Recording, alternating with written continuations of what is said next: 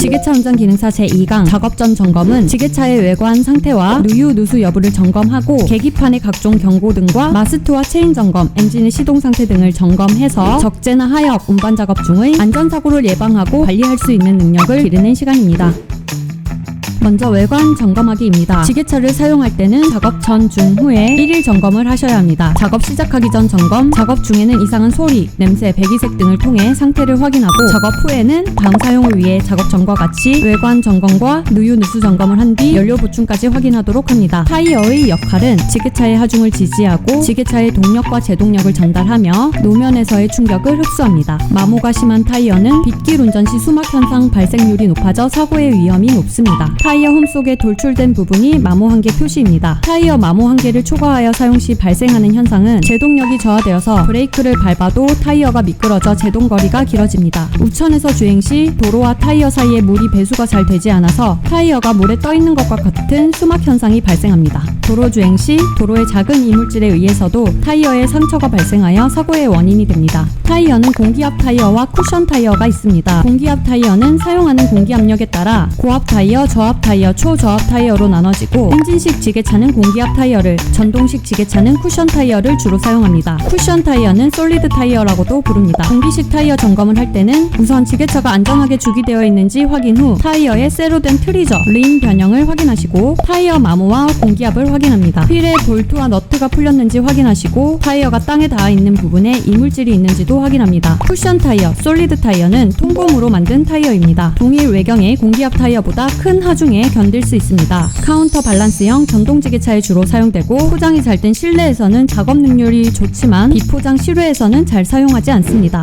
다음은 제동장치 점검입니다. 여러분은 마지막으로 브레이크를 밟은 게 언제인가요? 실제 차를 멈추기 위해서는 굉장히 강한 힘이 필요한데 그 힘을 우리가 그대로 받는다면 아마도 발목이 사라지겠죠. 유압식 브레이크의 원리는 완전히 밀폐된 액체에 작용하는 압력은 어느 점에서나 어느 방향에서나 일정하다는 너무나도 신기하고 신기한 파스칼의 원리, 파스칼 프린시플을 응용한 것으로 디스크 브레이크 또는 드럼 브레이크를 사용합니다. 우선 디스크 브레이크는 자전거 브레이크처럼 움직입니다. 휠 실린더의 유압을 이용해서 디스크를 패드로 양쪽에서 잡아서 멈추게 합니다. 패드가 혼자서 못 움직이겠죠. 캘리퍼라고 하는 유압 장치에 여기서 캘리퍼는 부목입니다. 아무튼 캘리퍼에 패드를 설치해서 브레이크 기능을 합니다. 그리고 드럼 세탁기처럼 생긴 드럼 브레이크도 휠 실린더의 유압을 이용해서 원통형의 드럼 안쪽에서 브레이크 슈를 내벽에 압착시켜 미는 방식으로 작동합니다. 브레이크 슈는 신발, 슈즈 할 때 슈예요. 말 발굽이라는 뜻이 있는 슈에 라이닝은 안감을 덧대어 붙여준 것을 라이닝이라고 합니다. 이 브레이크 슈에 붙은 라이닝과 함께 드럼통을 정지시켜줍니다. 디스크 브레이크의 구동 방식에 비해서 복잡해 보이는데 오히려 가격은 더 저렴한 특징을 보입니다. 다시 브레이크의 구동 방식을 보면 브레이크 페달을 밟으면 마스트 실린더를 거쳐서 브레이크 파이프를 타고 가서 휠 실린더에 유압이 전달됩니다. 그러면 이제 디스크 브레이크는 캘리퍼와 패드, 드럼 브레이크는 슈와 라이닝이 유압을 받아서 디스크와 드럼을 압착시켜 차를 멈추게 해줍니다. 유압식 브레이크의 단점으로 유압 회로가 파손돼서 오일이 누출되면 제동 기능이 상실되고 유압 회로 내에 공기가 침입하면 제동력이 감소된다는 치명적인 단점이 있습니다. 브레이크 페달 자유 유격은 유압이 브레이크 라이닝을 밀어서 드럼에 닿을 때까지의 간격입니다. 브레이크 오일의 조건으로 점도가 알맞고 점도 지수가 커야 합니다. 윤활성이 있어야 하고요. 빙점이 낮고 비등점이 높아야 합니다. 즉 어는 점이 낮고 끓는 점이 높아야 합니다. 화학적 안정성이 높아야 합니다. 고무 또는 금속을 부식시키지 않아야 합니다. 침전물 발생이 없어야 합니다. 이렇게 브레이크에 대해 알아보았고 브레이크가 잘 해제되고 확실히 제동되는지 꼭 점검해 보도록 합니다. 조향장치는 지게차의 진행 방향을 운전자가 의도하는 방향으로 조작할 수 있는 장치, 핸들이죠. 조작 방식에 따라 기계식과 파워 스티어링이라 하는 동력식으로 구분되고 기계식은 거의 사용하지 않습니다. 핸들로 조향 조작을 해서 조향 기어 기구를 통해 회전력을 증대하여 조향 링크 기구에 전달합니다. 조향 링크 기구는 움직임을 바퀴에 전달함과 동시에 좌우의 바퀴 방향을 알맞게 유지시켜줍니다. 동력 조향 장치 파워 스티어링은 가볍고 원활한 조향 조작을 위해 엔진의 동력으로 오일 펌프를 구동해서 발생하는 유압으로 핸들을 좀 더 가볍게 조작할 수 있도록 도와주는 장치입니다. 전기를 사용하는 전동식 조향 장치의 기술 개발과 특허 출원이 활발히 이루어지고 있습니다. 동력식 조향 장치의 장점으로 일단 덜 힘들죠. 조향 조작력이 작아도 됩니다. 조향 조작력에 상관없이 조향 기어비를 선정할 수 있습니다. 조향 기어비는 다음과 같이 생긴 핸들이 움직인 양에 대한 피트먼 암이 움직인 거리입니다. 노면으로부터의 충격 및 진동을 흡수합니다. 앞바퀴의 심의 현상을 방지할 수 있습니다. 심의 현상은 힙과 어깨를 흔들며 춤추다라는 뜻으로 차의 앞바퀴가 좌우로 흔들리는 현상입니다. 그리고 조향 조작이 신속하다라는 장점이 있습니다. 동력식 조향 장치의 단점은 구조가 복잡하고 가격이 비싸고 오일 펌프 구동에 엔진의 출력이 일부 소비된다는 단점이 있습니다. 외관 점검하기 순서입니다. 먼저 지게차의 주기 상태를 육안으로 확인합니다. 지면이 평탄한지, 포크는 지면에 정확하게 내려졌는지, 마스트는 제대로 세워져 있는지 확인합니다. 이렇게 지게차가 안전하게 주기되어 있는지 확인하고 오버헤드 가드, 백레스트, 포크, 핑거보드를 각각 점검하도록 합니다. 다음 작업 전에 장비도 점검하도록 합니다. 장비 점검은 펜벨트 장력, 공기청정기, 그리스 주입 상태, 후진 경보 장치,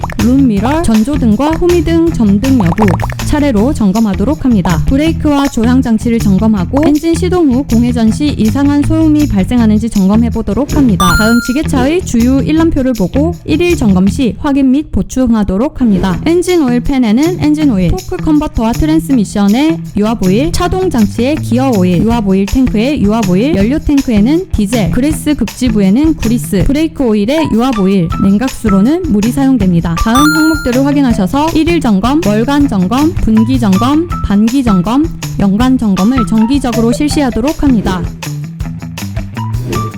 인체에 수분이 부족하거나 온도 조절이 되지 않을 경우 문제가 생기게 됩니다. 자동차도 냉각수가 누수될 경우 엔진이 과열되거나 과냉각되어 문제가 생길 수 있습니다. 냉각수에 대해 알아보고 누수를 방지하도록 합니다. 디젤 엔진의 냉각수는 연수, 수돗물, 빗물 등을 사용하기 때문에 구하기 쉬운 장점이 있지만 100도씨가 끓는 점, 비등점이고 홍보점이 낮아 0도씨에서 얼며 스케일, 돌순물이 생기는 단점이 있습니다. 부동액은 냉각수가 동결되는 것을 방지하기 위하여 냉각수와 혼합하여 사용하는 액체로 에틸렌 글리콜, 메탄올, 글리세린 등이 있으나 에틸렌 글리콜을 주로 사용합니다. 사계절 부동액은 엔진을 냉각시켜주는 효과가 크고 추운 겨울 날씨에도 잘 응고되지 않습니다. 에틸렌 글리콜은 알코올류의 독성 물질로 특징은 비등점이 197도씨로 높고 응고점이 최고 마이너스 50도씨입니다. 지게차의 도료를 침식하지 않습니다. 냄새가 없고 휘발, 날아가지 않습니다. 불연성으로 쉽게 불이 붙지 않고 빠르게 연소되지 않습니다. 부동액의 구비 조건은 비등점이 물보다 높아야 하고 응고점은 물보다 낮아야 합니다. 물과 혼합이 잘 되어야 하고 휘발성이 없고 순환이 잘 되어야 합니다. 내부식성이 크고 팽창 개수가 적어야 합니다. 침전물이 없어야 합니다. 냉각수 누수 또는 기타 이유로 인해서 엔진 과열 관행 시 현상을 알아보도록 하겠습니다. 엔진 과열 시 현상은 냉각수의 순환이 불량해지고 금속의 산화가 촉진됩니다. 각 작동 부분에 고착 및 변형이 발생합니다. 윤활 불충분으로 인해 각 부품이 손상됩니다. 엔진 관행 시 현상은 연료의 응결로 엔진의 연소가 불량해지고 연료 소비율이 증가하게 됩니다. 엔진 오일의 점도가 높아져 엔진 기동 시 회전 저항이 커지게 됩니다. 다음은 혈액에 비유되는 오일이죠. 오일의 누유를 점검해 보도록 하겠습니다. 엔진 오일은 엔진 내부에 오일막을 형성하여 마찰력이 매우 큰 고체 마찰을 액체 마찰로 바꾸는 작용을 합니다. 오일의 점도가 매우 중요한 특성인데요. 물과 꿀에 비유해서 오일의 점도가 낮으면 물에 가깝고 점도가 높아지면 빡빡한 꿀에 가까워져요. 이렇게 액체를 유동시킬 때 발생하는 액체의 내부 저항 또는 마찰을 점도라고 합니다. 온도가 올라가면 더우니까 후루룩 흐르겠죠. 점도가 낮아지고 온도가 내려가면 추워서 굳으니까 점도가 높아집니다. 엔진때라고도 부르는 카본은 엔진 실린더 내부에서 연료가 타면서 생기는 그을음을 말하는데요. 카본은 엔진 오일에 섞여서 오일을 흑색으로 변화시키고 엔진 오일을 오염시켜서 직간접적으로 안 좋은 영향을 주게 되는데 기본적으로 시동을 거는 순간부터 모든 차에서 발생합니다. 지게차에 사용하는 디젤 엔진은 경유를 연료로 사용하기 때문에 카본의 영향을 더 많이 받습니다. 왜냐하면 엔진 온도가 높아 산화가 심해서 침전물이 많이 생기고 경유의 유황 성분은 카본을 굳게 만드는 성질을 가지고 있습니다. 카본은 윤활유 오염, 금속 부식, 점도 저하, 인화점 저하에 영향을 끼칩니다.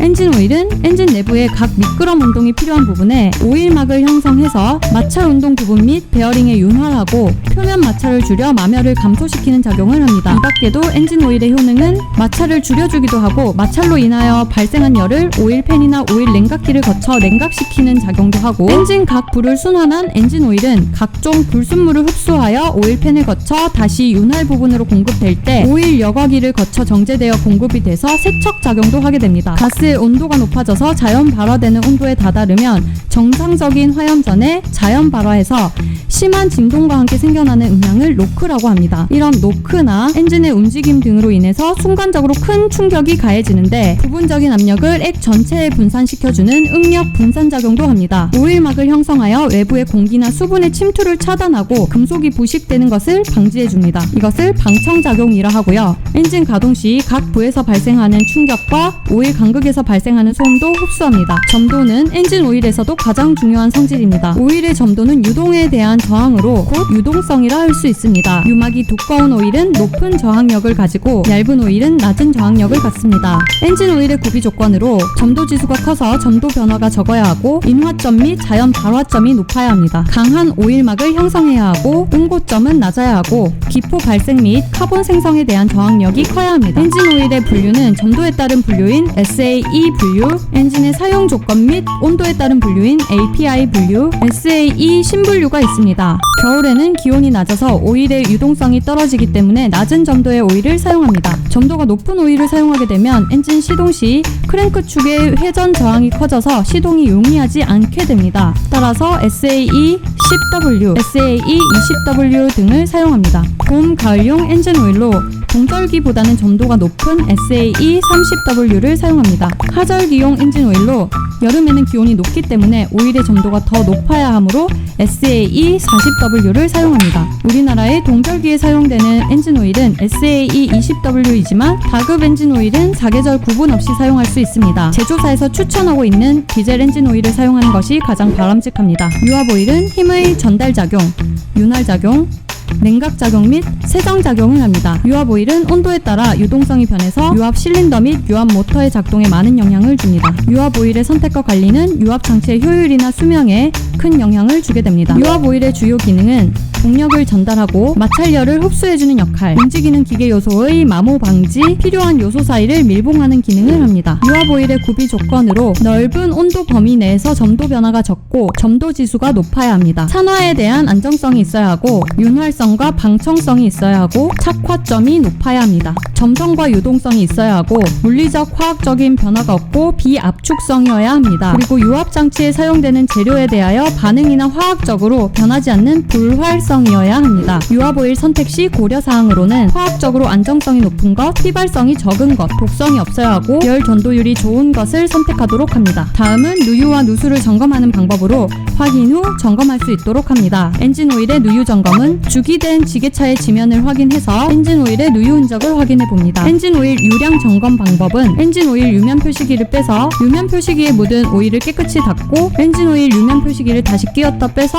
오일이 묻은 부분이 상한선과 하한선의 중간 부분에 위치하면 정상입니다. 냉각수의 누수 점검은 냉각 장치에서 누수된 부분이 있는지 육안으로 확인하고 주기된 지게차의 지면을 확인해서 냉각수의 누수 흔적을 확인하도록 합니다. 엔진 과열을 방지하기 위해서 냉각 장치 호스 클램프의 풀림 여부 및 각 부 이음에서의 냉각수의 누수를 육안으로 확인하고 냉각수양 부족 시 냉각수를 보충합니다. 유압 오일이 유압 장치에서 누유된 부분이 있는지 육안으로 확인하고 주기된 지게차의 지면을 확인해서 유압 오일의 누유 흔적을 확인합니다. 유압 장치 누유는 각 실린더 및 유압 호스의 누유 상태를 점검합니다. 유압 펌프 배관 및 호스와의 이음새 누유, 컨트롤 밸브의 누유, 리프트 실린더 및 틸트 실린더의 누유를 확인합니다. 오일 양을 확인해서 부족 시 유압 오일을 보충합니다. 유압 오일 유면 표시기는 탱크 내의 유압 오일 양을 점검할 때 사용되는 표시기입니다. 유면 표시기의 로우와 풀 중간에 위치하고 있으면 정상입니다. 엔진 오일 경고등 점등 시 평탄한 지면에 지게차를 주기한 후 엔진 오일 양을 확인하고 부족 시 엔진 오일을 보충합니다. 냉각수 온도 게이지가 적정 온도를 나타내는지 확인하고 냉각수 양 및 물펌프 정상 순환 상태를 점검하도록 합니다. 팬벨트 장력을 점검합니다. 팬벨트가 느슨하면 물펌프의 구동 능력이 저하돼서 엔진의 냉각 능력을 저하시키는 원인이 됩니다. 반대로 장력이 너무 커서 팽팽하면 물펌프의 베어링이 손상됩니다. 팬벨트의 흠집 및 갈라짐도 점검하도록 합니다.